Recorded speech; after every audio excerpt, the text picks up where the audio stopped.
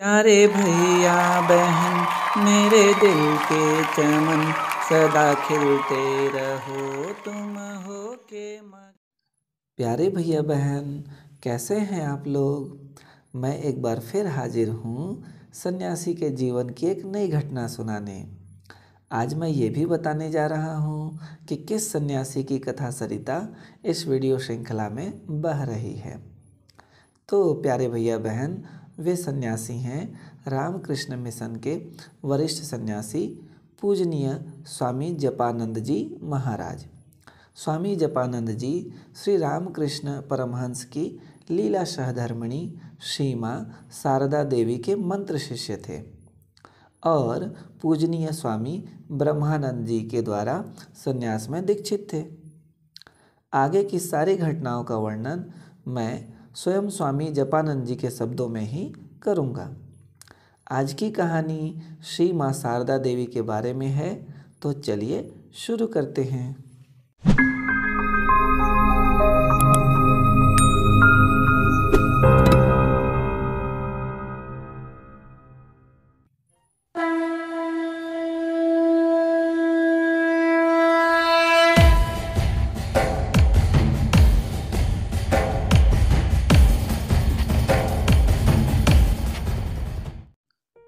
बहुत दिनों पुरानी बात है। पूजनीय बाबूराम महाराज यानी स्वामी प्रेमानंद की अस्वस्थता के कारण उन्हें वायु परिवर्तन हेतु वैद्यनाथ धाम ले जाया गया था। माँ कलकत्ते आकर उद्बोधन भवन में ठहरी थीं।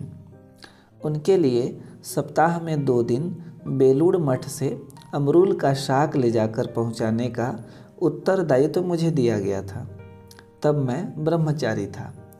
इसके लिए बेलूड़ मठ से नौका में गंगा पार होकर कुठी घाट तक और उसके बाद पैदल चलकर बाग बाजार जाना पड़ता था। मठ में उन दिनों बड़ा अभाव था। उन दिनों गंगा पार जाने का किराया 2 पैसे था, अर्थात आना जाना 1 आने में होता था। कई बार लौटने के लिए पैसे नहीं रहते थे। तब पैदल हावड़ा पुल होते हुए मठ लौटना पड़ता। फिर मठ में वापस पहुंचकर डांट भी खानी पड़ती। पूजनीय शरत महाराज से 2 पैसे मांग क्यों नहीं लिए, परंतु मुझे मांगना कभी पसंद नहीं रहा, अतः अधिकांश दिन बोल नहीं पाता। आजीवन यही स्वभाव होने के कारण अनेकों बार मुझे काफ़ी कष्ट भी भोगने पड़े हैं। परम आराध्या माँ के लिए थोड़ा सा अमरूल शाक ले जाने का जो सौभाग्य मुझे मिला था, मैं उसी में आनंद का अनुभव करता था। उद्बोधन पहुँचते कभी 10:30 तो कभी 2 तक बज जाता था। उस समय तक माँ या तो भोजन करके उठ चुकी होती थीं या फिर भोजन के लिए बैठी होती। तभी मेरे लिए बुलावा आता। मैं अमरूल शाक वहीं उनके सामने रखकर प्रणाम आदि कर लेता। माँ खूब प्रसन्न होती। वात रोग के कारण वे उस शाक की चटनी खाती थीं। मठ से भोजन आदि करके जाने के कारण वहाँ मेरे खाने का कोई प्रश्न ही नहीं था, पर माँ हर बार पूछती भोजन हुआ है या नहीं और फल प्रसाद दिलवाती। एक दिन मैं मठ में ठीक से खा नहीं सका था। यथा समय उद्बोधन पहुँचा। भूख लगी हुई थी। माँ का भोजन समाप्त होने को था। माँ उस समय एक कटोरी में थोड़ा सा दूध भात लेकर खा रही थी। लगता है 2-1 बार मुख में डाल चुकी थी। मेरे मुख की ओर देखते ही उनका हाथ जहाँ था वहीं ठहर गया। भूख लगी है बेटा, आओ, कहकर उन्होंने मेरे मुख में भात डाल दिया। आखिर का 2-3 ग्रास मुझे ही खिलाया। उधर गुलाब माँ परेशान होकर कह रही थी, उसको अलग से दे देती, यह तुमने क्या किया, आज थोड़ा सा ही तो खाने को दिया था, वह भी नहीं खाना हुआ। मैं तो यह सुनकर लज्जित हो गया, परंतु मन में असीम आनंद था कि माँ ने स्वयं अपने हाथ से खिलाया है। लेकिन इसके बाद से मैं सावधान हो गया। अब से माँ का भोजन पूरा हो जाने या उनके बैठने के पूर्व ही उनके पास जाता, क्योंकि भय था कि कहीं माँ के भोजन में विघ्न न पड़ जाए, कहीं वे स्वयं खाना बंद कर मुझे न दे बैठें। उस दिन की पवित्र स्मृति ताज़ा बनी हुई है। याद आते ही उनके स्नेह का आस्वादन मिलता है। सचमुच उस एक दिन के आचरण से ही उन्होंने यह दिखाकर मेरे जीवन को धन्य बना दिया था कि वे सचमुच अपनी माँ हैं।